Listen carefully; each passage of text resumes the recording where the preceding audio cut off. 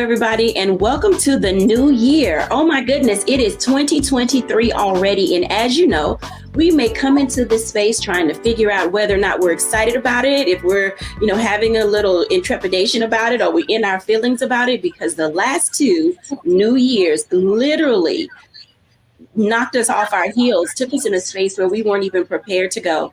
But it's 2023 and we are ready to sit down, prioritize, just really look at our lives and have some fun. So I'm going to invite our guest in. And today we are joined by none other than Dr. Tierney, our Level Up Life Coach, Pastor JT Owens, pastor and life coach, as well as Stacey Owens, balanced living coach, entrepreneur, and educator, administrator extraordinaire. Hey, everybody. Hey, Dr. J. Hey, it is the new year. Oh my goodness. I cannot believe that these last 365 days, they went so fast. And now we're back at the beginning. Wow. Let's talk about that for a minute. What does it look like to be back at the beginning? I'm starting with Pastor JT because oftentimes the beginning is a good place. And then for some people, it's a daunting task. Talk to us about that for a moment. Yes. I always love the start of a thing because I believe that it gives you a fresh awakening. It gives you a renewed sense of commitment. Everybody is looking at vision boards, their goal setting. And I know that there will be some detractors, and start to think about, well, you did this last year. What's going to be different from this year? But, I believe that the beginning gives you an opportunity to go into with a clean sheet of paper. Because you got to think about it. There are a lot of people that live life every day carrying notes from the previous day, and they never get a chance to put a period. Believe it or not, January 1st, the beginning of the year, seemingly gives people a pass to finally forget those things which are behind and press forward towards the mark. So this is an amazing time. And I pray the excitement is reverberating through the television, through your tablet, through your computer, and you are not bringing in maybe the failures or the depression or the breakdowns of 2022 into 2023. Allow this year to shape itself and you see the beauty of what creation can be. Absolutely. Stacey Owens, what say ye, ma'am?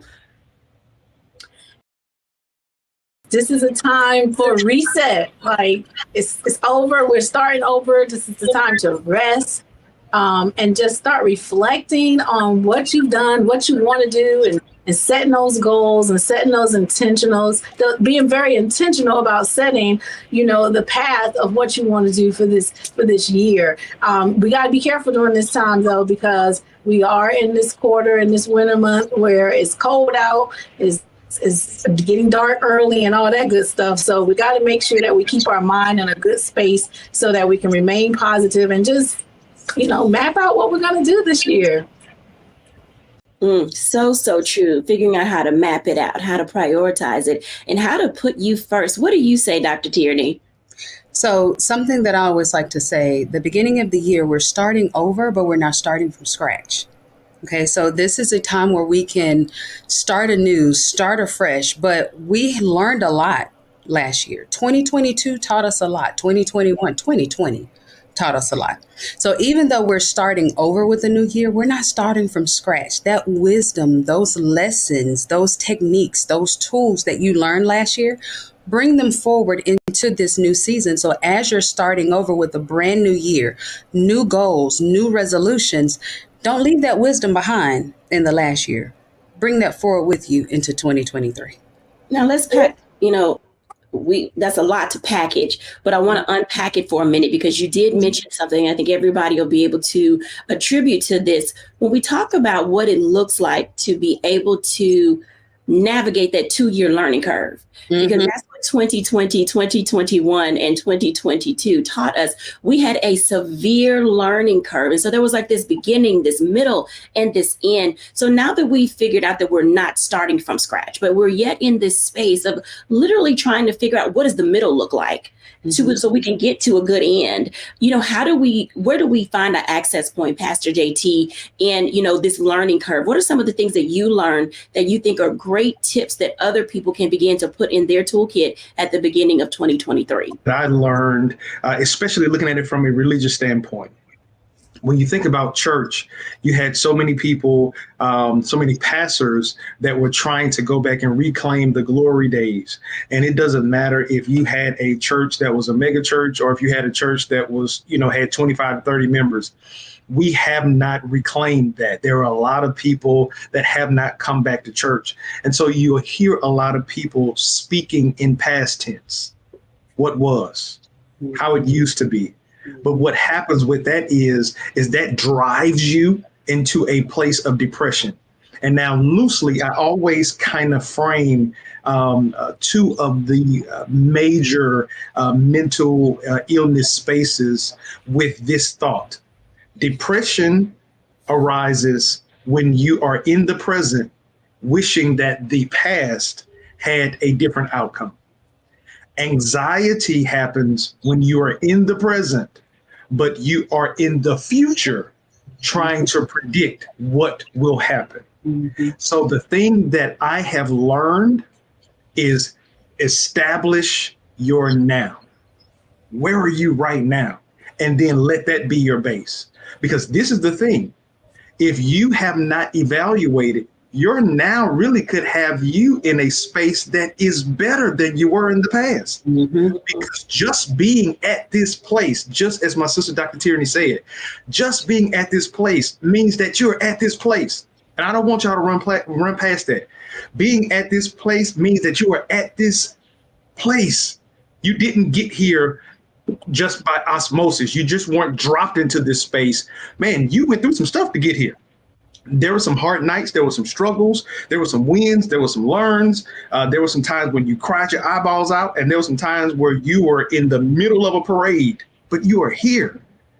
But you are here with a wealth of knowledge that you didn't have in 2020. You're here and you know now how to make some things work with a little bit of nothing in 2023 that you may have lost your mind if this was that time in 2020.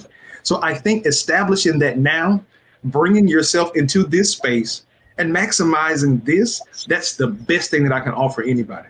Mm-hmm. Absolutely. Dr. Tierney. Mm-hmm. And I'm going to pick up right where my brother just left off. As you are in the now, look at what you need now. How is your life set up now? Some things that I was able to do in 2020, 2021, even 2022, I can't do that now, and I'm talking macro and micro, take an assessment of what your space, mental, emotional, physical space looks like now and what you needs to show up in your now. Okay. If that means you have to get a nanny, if that means someone else comes in and cleans, if that means you have to push back from that circle, if that means you have to start this, if that means you have to stop that, whatever that means, don't hold yourself or beat yourself up because what you did then you can't do now. The thing that's important is what you need right now that will help continue to propel you forward to your next now. Okay, not getting too far into the future, but what is it that you need that will help you to keep going so that your 2023 can be as successful as you want it to be? Those things make perfectly great sense, because as we're talking about how we go through and navigate the things that are necessary for our now and our next, Stacey, what are some of the things that you have learned as you navigated this 2-year learning curve?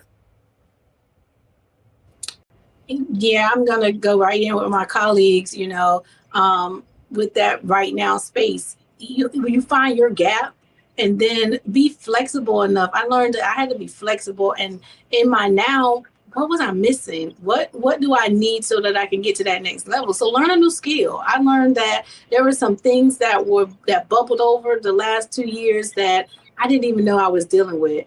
And I didn't even know if I knew how to deal with it. So I had to put that on the forefront to say, what book can I read? What self-help thing can I do to help me to be able to process that? And I see that a lot even in the field of education.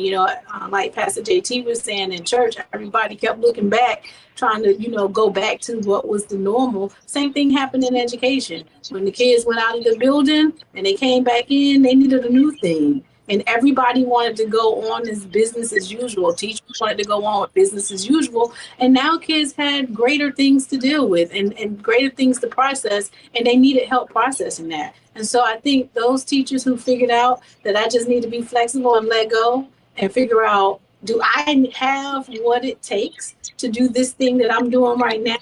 And if I don't, where can I look to get the help for that? What can I learn about myself? What new skill can I learn? And if you're still sitting there talking about how things used to be, they're the ones that's struggling. So yes, just something new.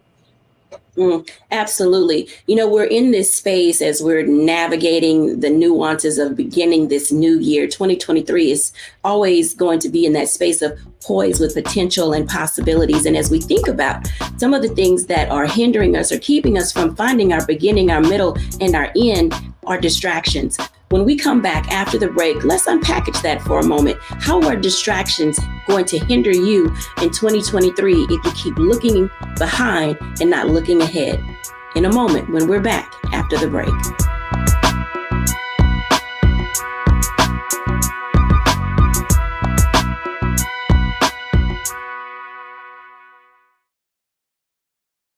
Black Star Network is here. Oh, no punch! I'm real revolutionary right now. Thank you for being the voice of Black America. All momentum we have now, we have to keep this going. The video looks phenomenal. See, there's a difference between Black Star Network and Black-owned media and something like CNN. You can't be Black-owned media and be scared. It's time to be smart. Bring your eyeballs home. You dig?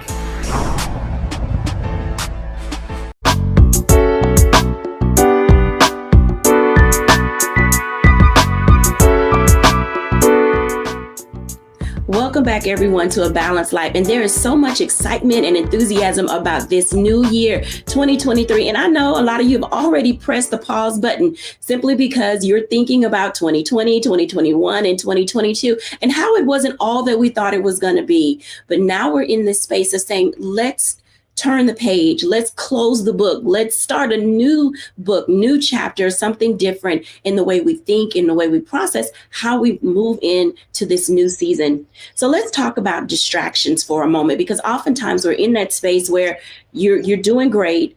Things are looking good. You've got your plan. Pastor JT talked about the vision boards and it's all on your wall and you have a map, but something gets in the way. I want to talk to our level up coach for a moment, Dr. Tierney, so she can unpackage for us the role distractions play and how to get out of our own way in order to be able to move forward. Dr. Tierney. So distractions are usually the number one thing that keeps us from actually reaching our goals. Distractions can be external and internal. So a lot of times when people hear distractions, they think of other people or they think of social media or they think of external things. But there can be internal distractions. And those internal distractions are usually the ones that levy the most damage. I've heard it said this way: your enemy is your inner me. Your enemy is your inner me. What are you thinking? What are you feeling? What is on the hamster wheel of your mind? Is it procrastination? What self-sabotaging, toxic self-talk are you telling yourself? Are you walking around saying, oh, I'll never get that, or maybe one day I would, or I should be better? Those are the things that become the distractions because you are focused more on those things, that feeling, those little things that's telling you can't do it, instead of actually throwing your whole weight behind going after the thing that you want. Now, of course, we can do a ton of tools, around how to get your planners and your schedulers and use this app and all of those things. But if you have that internal turmoil happening, it doesn't matter if you have all the apps. If I gave you the blueprint, it would not matter because that stuff that's happening on the inside is really the main reason that's distracting you from reaching your goal. The number one internal distraction that I see is fear. Fear is the number one distraction that I see with a lot of my clients. They get on that hamster wheel of the what if this happens? What if this doesn't happen? What? And because we are afraid of a thing, that fear of the unknown, the fear of what if it goes wrong, the fear of what if it goes right, the fear of what if I actually succeed? Will they still like me if I am now the manager or whatever it is? That can become the thing that causes us to pull up short and not actually go after what it is that we want. So when we're talking about distractions, I don't want us to get caught up in thinking that they are just some external force or, oh, I'm watching too much TV or anything like that. It's those internal distractions that we have to check first. Wow. I think that what you stated, my inner me is my enemy. And oftentimes we don't recognize that we are standing in our own way. I want to invite Pastor JT into this conversation because sometimes it is us. I know he'll probably give us one of those good scriptures about how you look at the beam in somebody else's eye when you got a 2x4 in your eye. But it is the very thing. We cannot see what's going on with us because we're so busy being distracted by other people's things. Pastor JT, talk to us about how, from what perspective you see is necessary for us to eliminate distractions to move forward successfully in this new year. Right. And I'm glad you asked that question. From my vantage point, what do I see? How can you do? I think what happens is that a lot of us are driven, right? We're driven by frivolous finish lines, if I can say it that way. Frivolous finish lines. I'm going to write that down. Frivolous finish lines.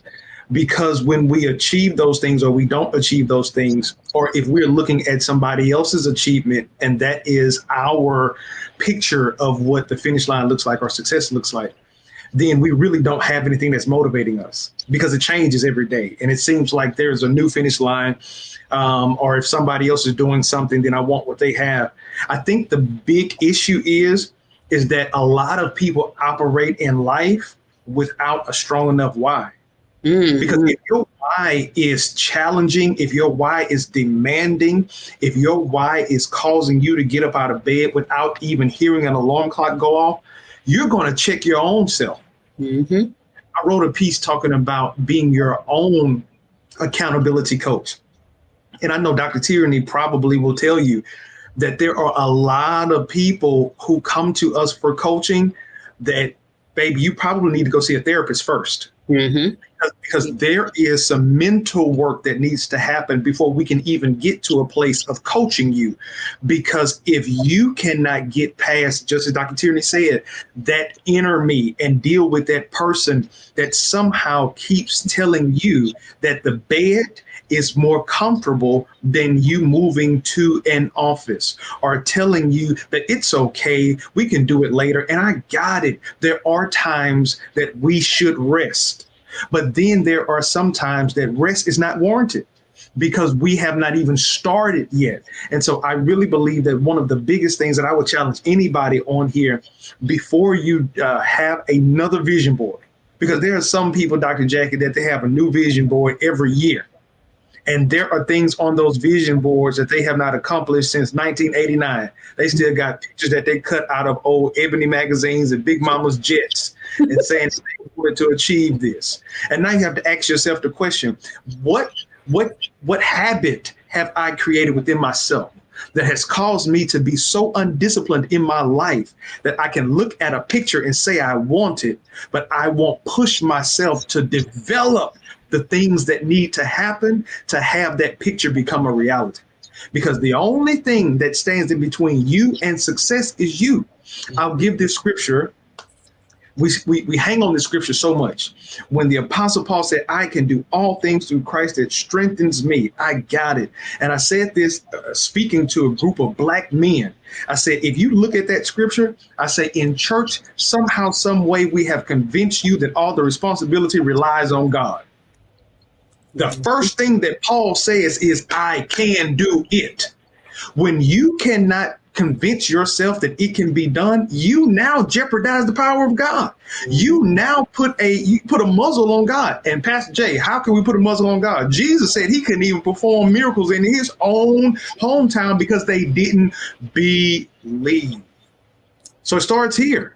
So if our why is not pushing us to develop a strong sense of I can, 2024 will be right at this point saying what we could have, would have, should have done. But you are at an optimal space right now to develop your own brand board image and how it's going to be and what you're going to achieve and actually get it done. Absolutely. I'm going to give a couple of snaps over here because, when I think about what you're talking about, Stacey said something earlier that really resonated in how we need to, find ourselves where we really need to be so that we can keep moving and going. Stacey, when you think about distractions, what role does discipline play in being able to keep moving forward? Oh, discipline is major.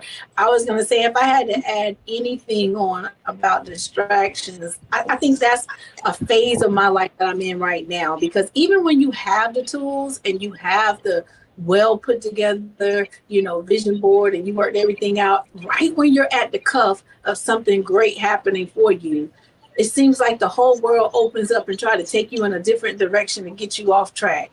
And so I think the first step is you got to also learn how to recognize when something becomes a distraction for you, whether it's internal or external, because we're so accustomed to waking up and moving in our everyday life that little simple things may happen and we may not see it as a distraction. And we're not really paying attention because we're not operating in our presence. So we're not paying attention to how every time I get ready to open my laptop to write my dissertation, 100 distractions come. Okay. And I'm now learning that I have to be able to, defeat those distractions by telling people, now I can't do this for you, or now is not the time for this, or no, or, learning how to escape and finding time to get to myself. So I'm working through that now.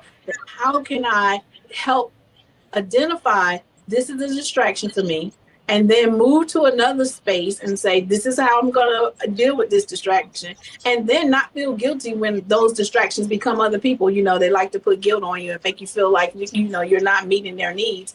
All of that you have to take into play. So I think the hardest thing is just recognizing, for me, this right now is a distraction. And it's not helping me towards the forward progression of what I'm working on now. That's what's going to get you around it all, is knowing what are your distractions. I think that that resonates on so many levels because, forgetting what is behind and pressing, toward the mark. Oftentimes we forget where our mark is. We forget where our why is. We forget our beginning. And I'm going to go into this break. But when we come back, talking about those things related to what self-sabotaging look like. And one of the things that I can think of is the danger of comparison. When we come back after the break, let's talk about that for a moment. Who are you comparing yourself to? Why is it in the way? And why is it not something that you can seemingly remove yourself from? When we're back after the break.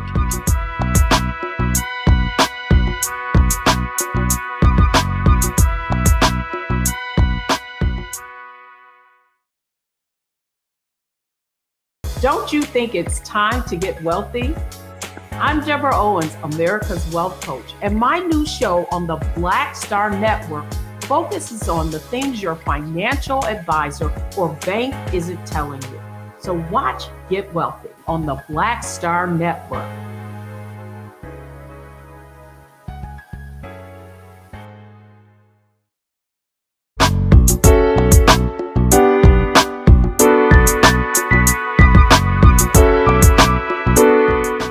Welcome back, everyone, to A Balanced Life. And as you can tell, starting off the new year requires you to have some things in your toolkit and arsenal that you can call upon when you're triggered by the things of your past, when there are things that you want to accomplish, but old behaviors and habits and ways of thinking get in the way. So let's talk about comparing ourselves to other people. Everybody come on back in, because, there's something dangerous about comparing yourself to other people. And that is one that I find is a great saboteur of being able to get mentally well, physically well, socially well, emotionally well. All of those things kind of just fall into play. And I want to start with Stacey, because one of the things that she talked about related to discipline was, how do you get you out of the way? Stacey, what are some of the things that you have learned about being able to remove portions of yourself that hinder you from staying not only disciplined, but looking what other people have accomplished at your age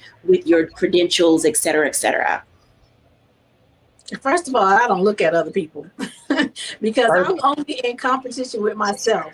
You know, I love it. When you start looking at what Sally's doing down the street, I don't know her story.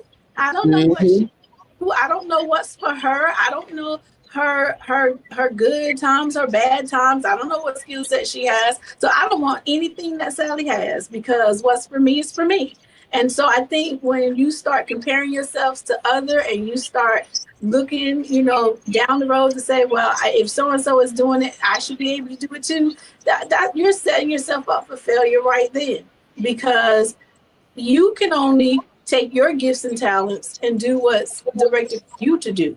You don't know what that other person's gifts and talents are. So, I mean, that's how you lose discipline, because you're trying to compare from the outside, looking into somebody else's insides that you don't have the complete story or picture to. So now you're not disciplined because you're making a bunch of assumptions about what it is that they're doing or have done. And then you're trying to do the same thing and you don't even know. So now you're wasting time. So I think you get past that by focusing only on you and what you're desired to do, knowing when you're in your different season, knowing when something is not moving the way that you anticipated it to move. That's not a time to abandon ship. That's a time to become more focused, more disciplined, and trying to figure out what else do I need to do. I don't compare myself to other people. And I encourage people not to compare yourself to me, because you don't know my struggles. Dr. Tierney. So I had the benefit of growing up in the 80s and 90s before social media. So we didn't know what everybody was doing.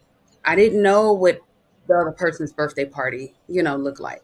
And the benefit, the beauty in that is that it forced me to really get to know me, what I wanted. So we talked earlier about having our why. I think a lot of us don't have our why, don't know our why, because we're too busy looking and putting our eyes on our neighbor's paper and trying to emulate what they're doing without first getting to know ourselves, without getting to know what it is that we want. We want what they want without really knowing what it is that we truly want for ourselves. I tell my clients all the time, I pay a high price to sit in the big yellow chair. It costs a lot to be, Dr. Tierney, and so when we start, and I'm going to use this word, I'm going to go down Pastor JT Street. When we start coveting what our neighbor has without looking at the burden that comes along with those blessings, then we're cutting ourselves off at the knees without really looking at ourselves, what it is that God has for us, our gifting, our talents, our desires, our passions, our purpose. And we're trying to run somebody else's race, wondering why our life is not panning out the way that we thought it was, or why we keep tripping and falling. So this is why it's important. I love what Stacey just said. I don't compare myself to anyone else. Can we absolutely learn best practices? Yes. Can we learn from one another? Absolutely. But when you start to diminish you in order to become a clone of someone else, you are shortchanging why the good Lord put you on this earth. Can't nobody Dr. Tierney the way Dr. Tierney can Dr. Tierney. Can nobody do you the way you can do you? And it's your job to walk in that. It's your job to stand on that. It's your job to uncover and discover everything that God put on the inside of you. But the more we look at other people and turn our head to the left and to the right, the more we're going to falling back from the things that God has for us. Absolutely. Pastor JT. Wow. My sisters did a great job. I really, let me figure out something to say. Y'all got Pastor JT speechless. I mean, they did it. They did it. But I kind of float in this, kind of 21st century liberating, revolutionary minister, right? So I don't really preach a very watered down message. I feel like I got, some Nat Turner in me. I'm just preaching, and because I want people to be free. I want people to be liberated from the shackles that we place on ourselves. And one of the greatest things that we have done in this day and age, we have placed the shackle of comparison on us. There's a quote that says that comparison is the thief of joy. So now, could there be so many people walking around in a stupor, so to speak, walking around depressed, despondent, because they're looking over their shoulder, looking at somebody else? There was a scripture in the Bible. Chief Levite was in charge of David's choir. Asaph was a cold penman. I'm talking about, that's why we have the Asaph Music Awards of people who write music. He was cold. But he said in Psalms, my foot almost slipped when I started looking at them, looking at how they were prospering, looking at them not going through anything. And then he had to find a way to snap out of it and come back to himself. And God told him, man, you tripping. They going to be like the grass that's going to soon be cut down. But you are missing valuable time to be investing in yourself because you want what they have, or you wish you could go through what they're going through or experience what they're experiencing. To Dr. Tierney's point, my dad, when I was growing up, man, my dad told me, man, don't be wanting no big house, because you don't know, them people got that big house, they might have candles lit. I'm telling you. As a kid, I didn't know what he was talking about. I thought, maybe, man, what's wrong with them having candles? They might be wanting to be romantic. He was like, no, they ain't got no lights on because they can't afford it. And there are so many people that are living lives now, and they are imposters. I mean, like, you really have people spending hundreds of dollars to buy fake Gucci bags. Mm-hmm. That's a thought process that we have grabbed and gravitated to that is causing us to have a more weakened stance in our community. And I'll say this again, because me preaching from this space and always trying to liberate and being a man's man and trying to push my brothers. I just said this in a men's setting. I said that competition has caused us not to complete our brother. There is a space where I'm supposed to bring the best me to the table and offer that best me to you. And you bring your best you to the table and offer it to me. And then I add my best with your best. And then now we become better. But if we are always in a space of competition because of comparison, now we have given an open door for the enemy to come in and rob us and steal, because there's an African proverb that says that when two lions are fighting each other, and one lion wins or one lion kills the other lion, the one lion that wins, he remains, but he is wounded. So now it makes it easy for the enemy to come in and devour a weakened prey. We have allowed people outside of us to be able to come and sneak attack us because we were in such a comparison mode that we actually, old school, squared up against those people that we supposed to be locked in arms building with. Mm-hmm. It's very interesting because oftentimes it's those battles that we are in with other people that keep us out of balance of being able to be who we are and what we need to be. So let's give our audience a challenge as we prepare to go into the break. What would you say they should keep or let go quickly related to no longer being comparing themselves or being allowed to be compared to other people? Pastor JT. Keep a picture of your greatest self in front of you and work on that. Don't worry about nobody else. Just keep, real quick, there was a pastor that I was coaching and he was very despondent. You know, he was saying he wasn't growing. And then I asked him, I said, with all of the work that you're doing, amazing guy, amazing preacher, doing great community stuff, but he wasn't seeing thousands coming every Sunday. I asked him, if you were in a rural country area doing all that you're doing and you were the only person there, you would be a superstar. And I said, you're a superstar right where you are right now. So keep that vision of the best you of you in front of you and work on making that to be the best that God has created it to be. Absolutely. Dr. Tierney. Let go of keeping up with the Joneses. We have no idea what the Joneses got, what's the truth about the Joneses. We get on social media and we see that couple hashtag goals. We don't know that they was just fighting like cats and dogs before they took that picture. We try to get all of the things that we see other people with without really knowing the full story. So we compromise our finances, our peace, our happiness to try to keep up with them. Stop trying to keep up with other people and stay in your lane. Absolutely. Stacey Owens. Yeah, I was going to say, keep affirming yourself. Like, figure out who are you. Say, I am. Put those words of who you are. And then every day, keep telling yourself that until you become, if you're not already that, keep saying it until you become that. So keep affirming you and let go of what others think about you. So if you're listening to some clutter that's coming from other people and you're allowing other people to define you, let that go and define yourself. Absolutely. I think that's a perfect segue because literally the imposter syndrome can overwhelm us and oftentimes overtake us. When we come back after the break, we're going to talk about getting to know you again. We'll be back in a moment.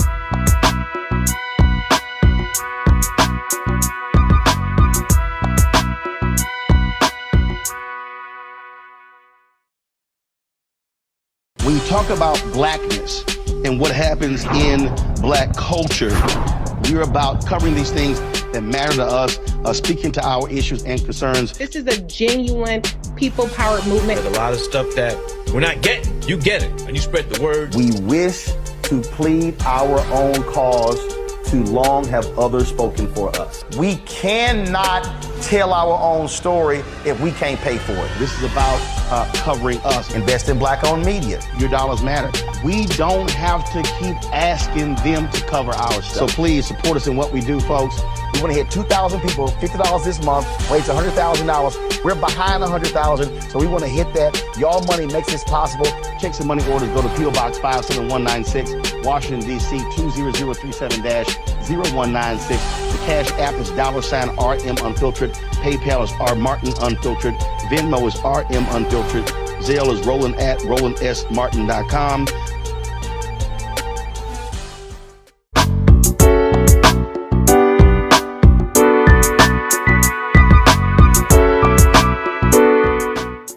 Welcome back, everyone, to A Balanced Life. And sometimes finding your space, finding your balance, finding your rhythm, finding your vibe and your tribe is what is needed. Many countries, in a lot of places where it's cold all the time, they get into this rhythm of saying, I'm going to go to concerts. I'm going to, get out and about. I'm going to no longer just stay inward because it's detracting from who I really am as a person. And, a lot of this pandemic season that we were in and are now coming through, put us in that space of not wanting to get out and about and not knowing how to, really live again. So let's talk about that. We're at the beginning of a new year. You're doing something great with your life, or at least you have plans to do that. You want to start over and rebuild.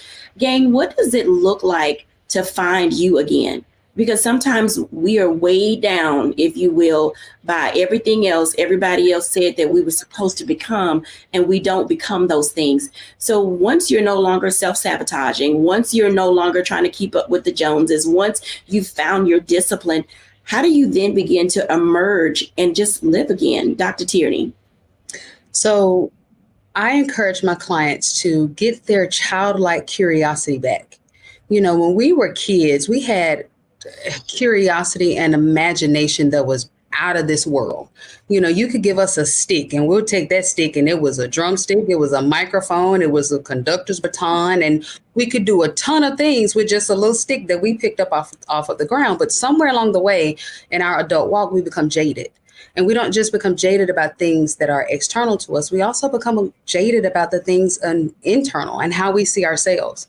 So get that childlike curiosity back to just exploring you again, exploring the things that you like. I, for one, I still like to color. And so you may find me on a self-care day with some color pencils, some markers, and a coloring book. Finding those things that really bring you joy. Who are you in this new season? And allowing yourself to imagine what it could be. Once we stop measuring ourselves against the measuring sticks of them, start looking at what is it that I want? What do I want to do with my stick? Is it a conductor's baton? Is it a magic wand? Is it to start a business? Is it to go and travel the world? But allow yourself that time and that space to just be curious again, to be creative again, to innovate and imagine again, and just see what pops up. You'll be surprised at what comes out. Absolutely. Stacey.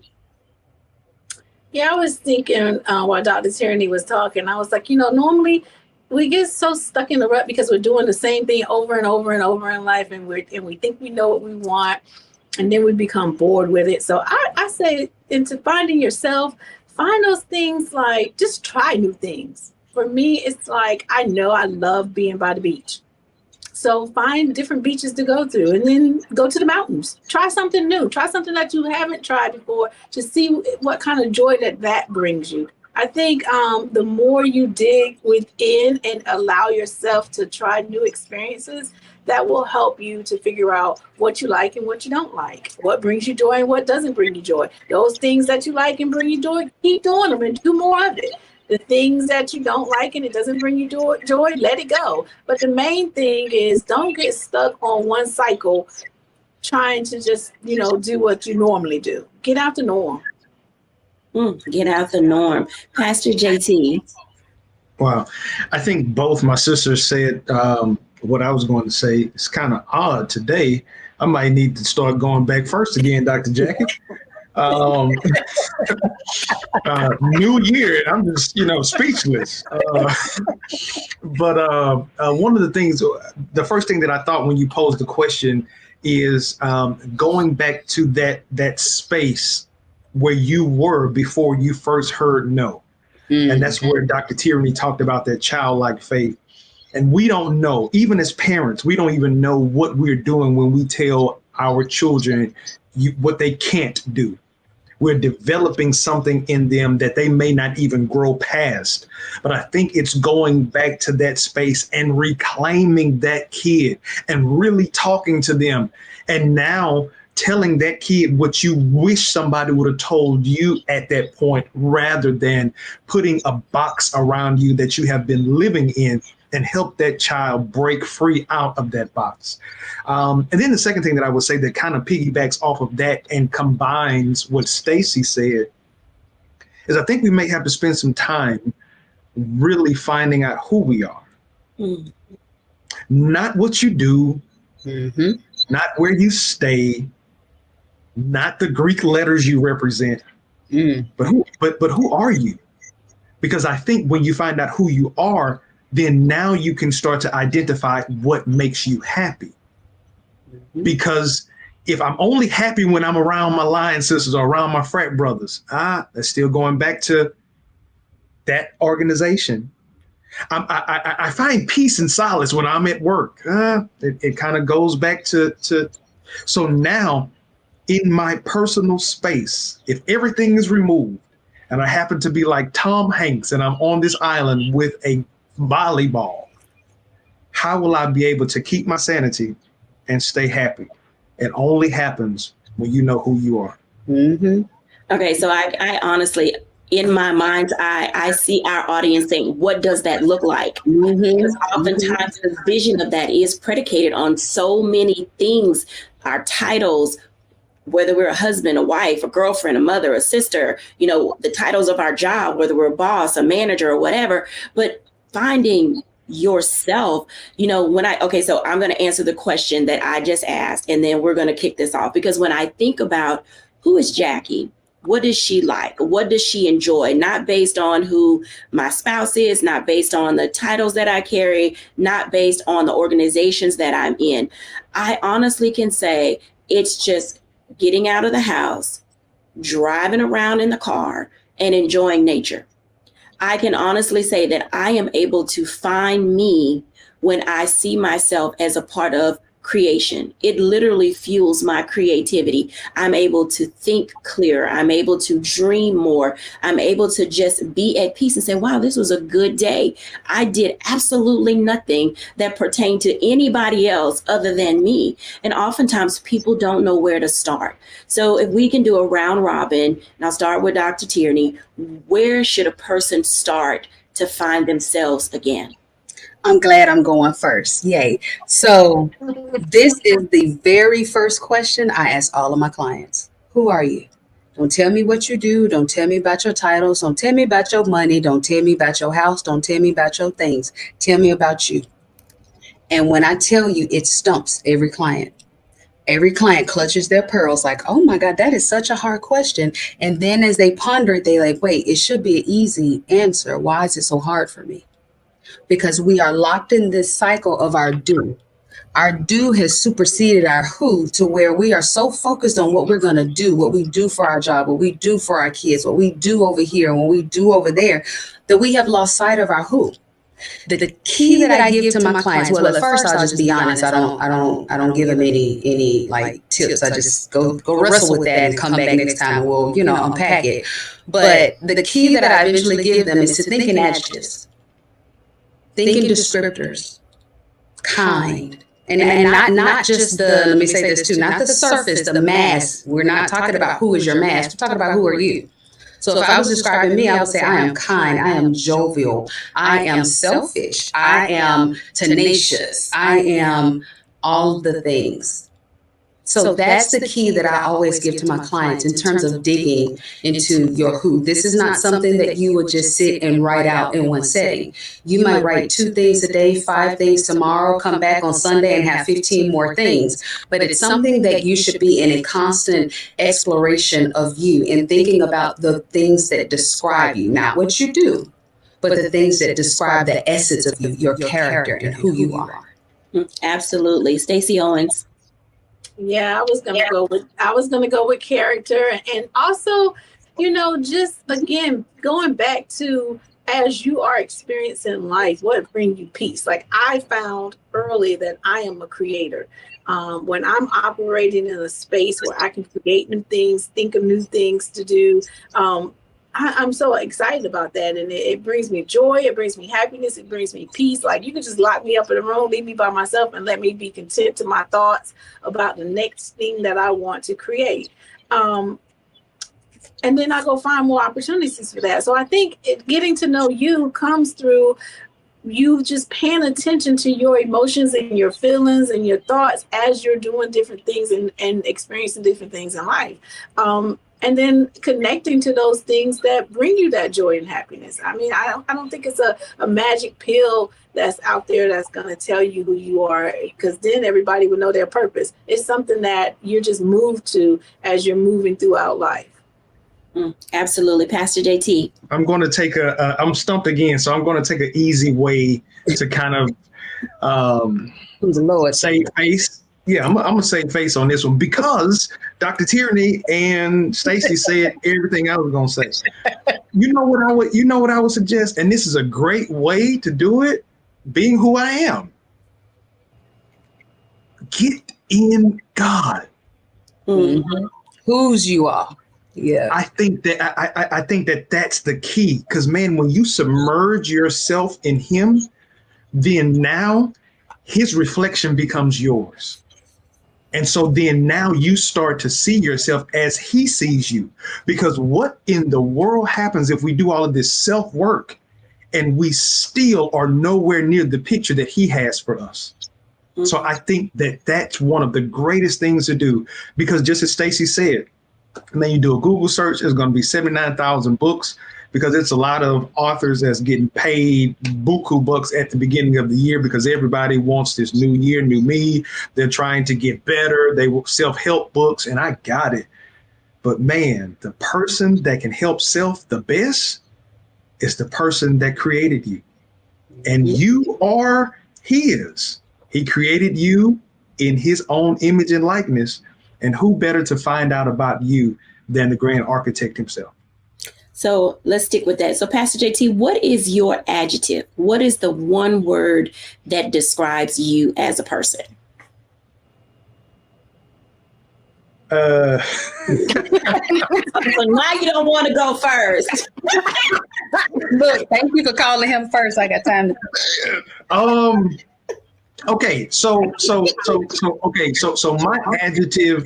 my adjective is, if see on my shirt, dream baby dream, I'm a dreamer. My everything about me is I'm a walking dreamer. I'm a walking visionary. And I think that's it, because that encompasses everything in me and everything that I do. So I'm a dreamer. Absolutely. Stacey Owens. Like I said before, I'm a creator. You can give me dirt and I'm gonna turn it into something. So I just love building and creating new visions and new dreams. So I'm a creator. Absolutely. Dr. Tierney. I am tenacious. When I was a child, one of my grandmother's friends told her, if you let her ever get a toe in the door, she gonna keep on going until she done got her whole self on through that door. Even if the door closed, she gonna figure out a way to get it open. So I am very tenacious. I do not give up. I hold fast and keep going until I see what the end is gonna be. Absolutely. I would say for me, my word is thinker. I am constantly thinking, and that's probably one of the things that is a distraction for me. It's one of the things that can sabotage me, is that I'm consistently thinking and I don't know how to shut my brain down. And I find some days that that's both a positive and a negative. When we come back after the break, I'll give my reflections.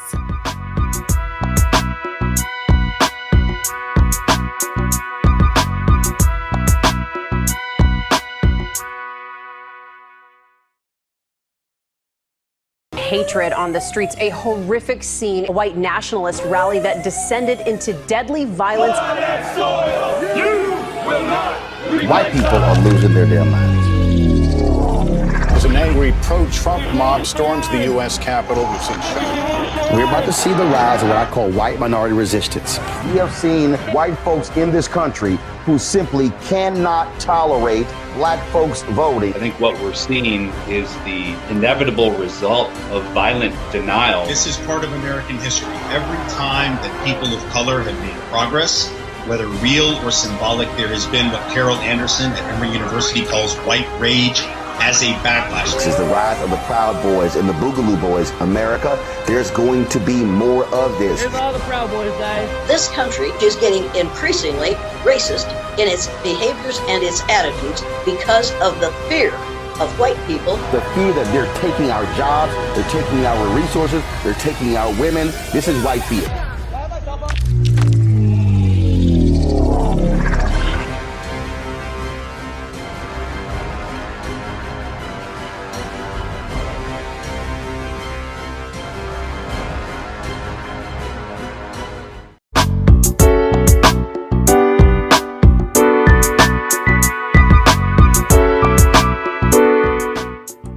Thank you, everybody, for watching today. As you can tell, the new year and yourself are poised with so much potential and possibilities. So whether you are tenacious, whether you are creative, whether you are a thinker, whether you are a dreamer, there is something for you in 2023 that you can attain and accomplish. I hope that as you are thinking about what this new year looks like, that you will allow yourself to do some introspection. I know it's one of those words where we don't want to take the time to do it, but the benefits, oh my goodness, the benefits of being able to just take time and discover your why. This is where we start our new year. Who are you? Why are you here? And what can you accomplish? Thank you all for watching, and Happy New Year.